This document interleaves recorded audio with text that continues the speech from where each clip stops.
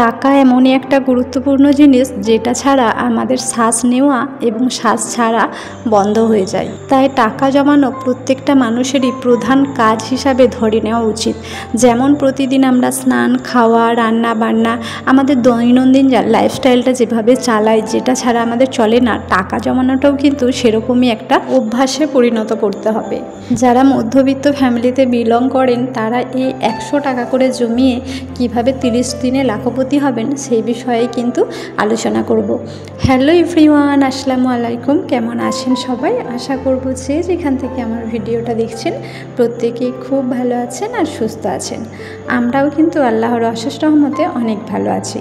আজ বুধবার, ঘড়িতে বাজে এখন সন্ধ্যা 6টা। তো এখন থেকেই আমি আমার ভিডিওটা শুরু করলাম। প্রতিদিন যেমন সকালের দিক থেকে ভিডিও স্টার্ট করি, আজকে কিন্তু সন্ধ্যা থেকে শুরু করেছি। তো আজকে আমি বানাচ্ছি ছানার পান্তুয়া। ছানা আর সুজি দিয়ে কিভাবে পান্তুয়া বানাবেন তার রেসিপিটাও কিন্তু আজকে আপনাদের সাথে শেয়ার করব। আর এই পান্তুয়াটা কিন্তু পুরো দোকানের মতোই খেতে হয়, খুব সুন্দর খেতে হয়েছিল। আমি তো পরে ভয়েস ওভার করি, সেই জন্য আপনাদেরকে সমস্তটা ডিটেলসে বলতে পারি। তো এইটা ওই 50 গ্রাম মতো ছানা ছিল, তার সাথে সুজি মিশিয়ে ভালো করে একটা ডো তৈরি করে নিয়েছিলাম। নেওয়ার পর গোল গোল করে ডোটা পাকিয়ে এই তেলের মধ্যে ভেজে আর একটা চিনির শিরা করে শিরার মধ্যে ডুবিয়ে দেবেন, তাহলেই কিন্তু একদম পান্তুয়া রেডি। আর একটু এলাচ কুচো করে দিয়ে দেবেন যাতে স্মেলটা খুব সুন্দর আসে। আজকে সকাল থেকে সেরকম কোনো কিছু ভিডিও শ্যুট করা হয়নি। আসলে আগের অনেক ছোট ছোট মিনি ব্লগ আমার শ্যুট করা আছে, তো সেগুলো আমি এডিট করতে পারিনি। আর কিছু কিছু প্রোডাক্ট আছে আমার কাছে, যে প্রোডাক্টগুলো শ্যুট করতে হতো, প্রোডাক্টের ভিডিওগুলো, শর্ট ভিডিও, তো সেইগুলোও অনেকগুলো শ্যুট করা আছে, সেগুলো এডিট করা হয়নি বলে পোস্ট করতে পারিনি। যেই কারণে সকাল থেকে ওই সব এডিটের কাজে ব্যস্ত ছিলাম, তাই আর সকালে ভিডিও স্টার্ট করতে পারি না। আর সকালে তো তোমাদেরকে প্রতিদিনই দেখাই কি ভিডিও বানাই না বানাই, কি কাজ করি না করি, তো সেই জন্য ভাবলাম আজকে সন্ধ্যে থেকে শুরু করি। দেখুন মিষ্টিগুলো কত সুন্দর হয়েছে, রসের মধ্যে দিয়েছি, পুরো দোকানের পান্তুয়ার মতোই কিন্তু লাগছে। আর এখানেও দেখুন ভেজে নিচ্ছি সুন্দর করে, একদম লাল লাল করে ভেজে নিতে হবে। আর এরকম না ফুটন্ত তেলের মধ্যে দিতে হবে। আর প্রথমে দেওয়ার পরে খুন্তি দিয়ে নাড়া চলবে না, তাহলে কিন্তু ভেঙে যাবে। ওই সসপ্যানটাকে হাতে করে একটু নাড়িয়ে দেবেন, একটু যখন টেনে আসবে তারপর খুন্তি দিয়ে উল্টাবেন। আর এখানে দেখুন আমি চামচে করে কেটে দেখাচ্ছি পান্তুয়াটা কত সুন্দর হয়েছে। যেমন দোকানের পান্তুয়া ভেতরে রসালো হয় না, পুরো সেম একদম একই হয়েছে। আসলে এই পান্তুয়াটা না আমি একটা রেসিপি দেখেই বানিয়েছি, তো উনি খুব সুন্দর সুন্দর মিষ্টি বানান, যে কারণে ভালো লেগেছিল, তো বানিয়ে দেখলাম। হ্যাঁ, আমারটাও কিন্তু বেশ সুন্দর হয়েছে। আর এটা হচ্ছে পরের দিনের ভিডিও। পরের দিন এই যে আমার এই কিচেনের যে র্যাকগুলো আছে না, এগুলো বেশ ভালো করে পরিষ্কার করে নিচ্ছি। এখানে সবজি টবজিগুলো রাখা হয়, তো যেহেতু সবজির মধ্যে অনেক মাটি এইসব লেগে থাকে, তাই খুব নোংরা হয়ে যায়। আমি প্রতি সপ্তাহে এটা পরিষ্কার করি। এবার কখনো কখনো যখন এখন আবার এখানে নতুন আলু উঠে গেছে, তো নতুন আলু ওঠার জন্য আলুর মধ্যে প্রচণ্ড পরিমাণে বালি থাকে, যে কারণে আমাকে সপ্তাহে কিন্তু 2 দিন পরিষ্কার করতে হয়। তা না হলে আগে যদি একদিন করে করতাম না, তাহলেই হয়ে যেত। আর যেহেতু এই কিচেনে কোনো চিমনি বা এক্সস্ট যে ফ্যানগুলো হয় ওগুলো নেই, সেই কারণে না ভীষণ তেল চিপচিপও করে। তাই 2 দিন 1 দিন ছাড়া যদি ভালো করে না মুছে নেওয়া হয়, এই বাইরের যেই পাল্লাগুলো আছে, তো এগুলোতে প্রচুর চিটচিটে ভাব এসে যায়। তাই এগুলোও কিন্তু আমাকে রেগুলার পরিষ্কার করতে হয়। আর যেহেতু আপনাদেরকে রান্নাবান্নার ভিডিও দেখায়, সেই জন্য এগুলো আর সেভাবে দেখানো হয়নি। তো এরপর থেকে না এই টাইপের ভিডিওগুলোও একটু দেখাবো, তাহলে আপনাদেরও বেশ ভালো লাগবে।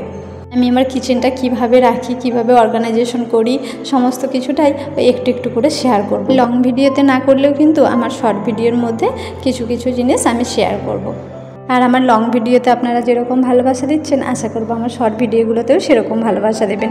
কারণ আমি যেহেতু খুব কম শর্ট ভিডিও ছাড়ি, সেই জন্য শর্ট ভিডিওতে আমার একটু রিচটা ডাউন আছে। তো চলুন আসল কথা বলি, যে আমরা টাকা কিভাবে জমাবো। দেখুন 100 টাকা করে যে জমিয়ে লাখপতি হবেন, এটা কিন্তু শুধু একটা জিনিসের উপর বেশ করে থাকলে হবে না। আপনাকে বিভিন্ন পার্টে পার্টে কিন্তু টাকাটা জমাতে হবে। ধরুন আপনি কিছু টাকা মাটির ব্যাংকে রাখলেন, মাটির যে ভাড় হয় ওই মাটির ভাড়ের মধ্যে রাখলেন। কিছু টাকা আপনি কোনো জায়গায় ডিপোজিট করলেন, কোনো পোস্ট অফিসে, কোনো ব্যাংকে। এছাড়াও আরও টাকা জমানোর বিভিন্ন ধরনের জায়গা আছে, তো সেই সমস্ত জায়গার মধ্যে কিন্তু আপনাদেরকে টুকটুক করে কিছু কিছু করে টাকা রাখতে হবে। ওই 100 টাকা, 200 টাকা বা 500 টাকা যার যেমন সামর্থ্য অনুযায়ী সেই অনুযায়ী আপনারা রেগুলার দেখবেন সেখানে টাকাটা রাখবেন। আর এটা এভাবে রাখতে রাখতে না দেখবেন বছরের পর আপনি কিন্তু অনেকগুলো টাকা একসাথে দেখতে পাবেন।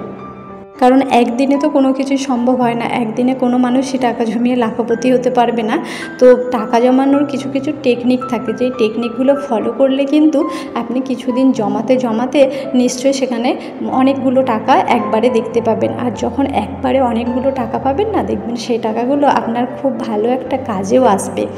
আপনি রেগুলার যদি 100 টাকা করে রাখেন বিভিন্ন খাতে, আপনি যদি 5টা খাতে যদি রাখেন 100 টাকা 100 টাকা করে, তাহলে কিন্তু আপনি প্রতিদিন 500 টাকা সেখানে রাখতে পারছেন। এবার এইভাবে টাকাগুলো 1 বছর যখন আপনি রাখবেন, তো 1 বছর আপনি যথেষ্ট পরিমাণে টাকা রাখছেন, আর তার সাথে কিন্তু আপনি একটা ইন্টারেস্টও পাবেন। তো টোটাল মিলিয়ে আপনার অনেকগুলো কিন্তু টাকা জমে যাবে। তো সেই টাকা দিয়ে আপনি কোনো একটা ছোটোখাটো ব্যবসা খুলতে পারেন, বিভিন্ন ধরনের ক্রাফটের জিনিস বানাতে পারেন। আমাদের যেসব পুরনো ফেলে দেওয়া কাপড়, ছেলেদের গেঞ্জি, সেই সব দিয়ে আপনি বিভিন্ন ধরনের পাপোশ, বিভিন্ন ধরনের তোড়ন, এছাড়াও আপনি বেডশিটও খুব সুন্দর সুন্দর মানে বানাতে পারবেন। আসলে যে ফেলে দেওয়া কাপড়গুলো থাকে, পুরনো কাপড়গুলো, সেগুলো আপনি টুকরো টুকরো করে যদি কেটে সেটাকে স্টেপ বাই স্টেপ সেলাই করেন, দেখবেন অনেকগুলো বেশ আলাদা আলাদা কালারের হয়। তো আর অনেকগুলোকে একসাথে জোড়ার পরে আপনি যে বেডশিটটা তৈরি করবেন সেটাও কিন্তু অসাধারণ দেখতে হয়। যদি পারি, এখানে তো সম্ভব নয়, আমি যদি বাড়িতে যাই আমি ওরকম কোনো কিছু বানিয়ে আপনাদের সাথে কিন্তু তখন শেয়ার করব। এখানে যেহেতু আমার সেলাই মেশিন নেই, তাই আমার পক্ষে সম্ভব নয়, কারণ হাতে সেলাই করতে প্রচুর টাইম লেগে যায়। আপনি কিন্তু ওই জমিয়ে রাখা টাকা থেকে একটা সেলাই মেশিন কিনে নিতেই পারবেন। এমনকি সুতো বা উল দিয়ে কাঁথার ওপর সুন্দর সুন্দর ডিজাইন, বালিশের ওয়ারের ওপরে সুন্দর সুন্দর ডিজাইন, এমনকি চুড়িদার, তারপর পাঞ্জাবি, এইসবের ওপরে কিন্তু ফেব্রিক দিয়ে বা সুতো দিয়ে আপনি সুন্দর করে ডিজাইন বানিয়েও এগুলো কিন্তু অনলাইন বা অফলাইনে সেল করতে পারেন। কারণ এখন অফলাইনের থেকে অনলাইনে যারা আমাদের মতো মধ্যবিত্ত ফ্যামিলির গৃহিণী আছেন, তারা দেখবেন অনলাইনে প্রচুর পরিমাণে এভাবে ব্যবসা করে অনেক মানুষ ইনকাম করছে। তো আপনারাও যদি এভাবে করতে থাকেন না, আপনার ছোট ছোট কিছু দক্ষতাকে ফুটিয়ে তোলেন, তো সেখান থেকে দেখবেন আপনি অনেকটা উপার্জন করতে পারবেন। আর এতে আপনার মন মানসিকতাটাও অনেক ভালো থাকবে। যখন আপনি আপনার উপার্জনের টাকা দিয়ে কোনো কিছু কিনবেন, কারোকে কোনো কিছু গিফট করবেন, দেখবেন তার একটা আনন্দই আলাদা রকমের হয়। হয়তো আপনি আপনার হাজব্যান্ডের থেকে চাইলেই পেয়ে যাবেন যদি আপনি গৃহবধূ হয়ে থাকেন, বা আপনি কোনো মেয়ে হয়ে থাকলে আপনার মা বাবার থেকে চাইলেই পেয়ে যাবেন। তো সে চেয়ে কারোকে দেওয়া আর নিজের উপার্জনের টাকাতে কারোকে যদি একটা পেনও গিফট করেন না, তার মূল্য কিন্তু অনেকটাই। এছাড়া আপনি যদি সোশ্যাল ওয়ার্ক করতে চান, সেটাও কিন্তু সুন্দরভাবে করতে পারবেন আপনার এই ক্ষুদ্র প্রচেষ্টার মাধ্যমে। আর যখন দেখবেন আপনার জন্য কিছু মানুষের মুখে হাসি ফুটেছে, তখন না আপনার এই টাকা জমানোর চাহিদাটা যেন আরও অনেকটা বেড়ে যাবে। আর এদিকে আমি সুন্দর করে কিন্তু আমার রান্নাঘরটা পরিষ্কারও করে নিয়েছি। যেসব ধুলোগুলো ছিল, তো ভালো করে পরিষ্কার করেছি। আর ধুলো তো মানে কি বলবো, রোজ মানে মোছা হচ্ছে, তাও রোজ ধুলোতে ভর্তি হয়ে যায়। কোথায় থেকে যে এত ধুলো আসে সেটা তো বুঝতেই পারি না। তো যাই হোক, এই স্ল্যাবটাও খুব সুন্দরভাবে গুছিয়ে দিয়েছি। স্ল্যাবে অনেক কিছু জিনিস উপরে যদি রাখা থাকে না, দেখতে ভীষণ বাজে লাগে, সেই জন্য উপরে জিনিসগুলো অন্য জায়গায় সরিয়ে দিয়ে উপরটাকে একটু খালি করে দিয়েছি। আসলে কি বলুন তো, এটা আমার ভাড়ার রান্নাঘর হলেও কিন্তু রান্নাঘরটা বেশ বড়, আর সমস্ত কিছু গুছিয়ে রাখলে কিন্তু অনেক জিনিসপত্র এখানে রাখা যাবে। বেটু যেহেতু এই স্ল্যাবটার ওপরে বসে থাকে, সেই জন্য এই স্ল্যাবটা কিন্তু আমাকে সবসময় ফাঁকা করে রাখতে হয়। আজ তাহলে আসি, ততক্ষণ আপনারা ভালো থাকবেন, সুস্থ থাকবেন, আমাদের জন্য অনেক দোয়া করবেন।